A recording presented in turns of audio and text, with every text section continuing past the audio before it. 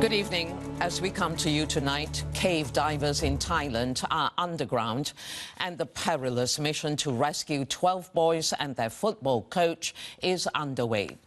And let's go live now to our reporter on the scene, Omar Dabbagh, who's near the cave in Chiang Rai. Omar, now that the rescue mission has begun, have you been given some idea of how long that might take? Good evening, Lee Lin. Well, we're hearing that this could all be over in just a matter of hours, incredibly so. The operation officially began at 10 a.m. local time, and the boys could all be out by midnight. The way this operation will work is divers will use ropes to navigate through the tunnels to get to the boys, and they will be using the buddy system to make their way back out of the caves, which runs about 4 kilometers long. Lee Lin, this is an incredibly, extremely dangerous operation, even for the most experienced of divers, let alone these children. And as the monsoon weather finally hits Chiang Rai, they face a complex escape. Remember 15 days ago when they first became trapped, they didn't even know how to swim. At the mouth of the cave, a flurry of activity as the daring rescue mission got underway. Today we are at the peak of readiness. It's the D-Day. At 10 a.m, 13 professional cave divers entered the cave to carry out the extraction of the kids, including 5 Navy SEALs. Those 18 divers are now traversing the cave's dark and narrow passages in a painstaking effort to retrieve the trapped boys. Above ground, 13 fully staffed medical teams, helicopters and ambulances stand ready to treat the group when they emerge. This is what the cave entrance has looked like over the past few days. This is how it looks now, the area fully cordoned off and draped in plastic sheets. After days of rumours and speculation, this morning offered the biggest sign yet that a rescue was imminent. Anyone not directly involved with the rescue was cleared from the mountainside, with volunteers and media moved to this location, 5 kilometres away. Then finally, the announcement the world had been bracing for. The decision came as a thick band of storm clouds loomed over the Chiang Rai mountains. The forecast monsoonal rain combined with significantly low water levels in the cave meant the mission could no longer be held off. There is no other day that is as right as today. If we don't start the extraction on the day we most benefit from, we may lose this opportunity or window. The boys' health, another reason to push ahead.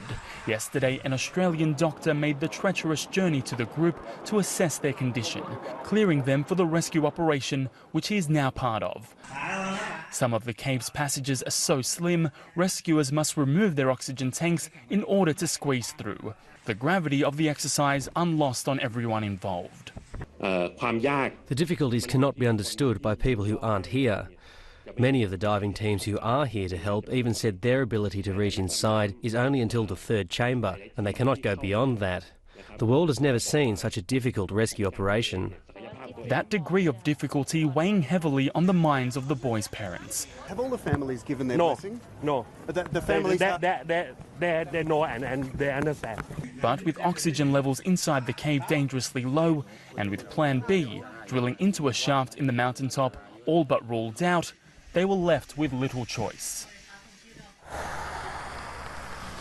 And Lee Lin, 100 rescue crews are on standby at the mouth of the Tham Luang cave complex should anything happen. This has been an incredible story of survival, but while there is light at the end of the tunnel, these boys aren't out yet. And just to reiterate, the rains have just started here. Midnight in Chiang Rai is 3 a.m. Australian Eastern Time. So in the meantime, the world waits with bated breath. Lee Lin. Thank you very much, Omar. For now, we'll be returning to you for an update later in the bulletin.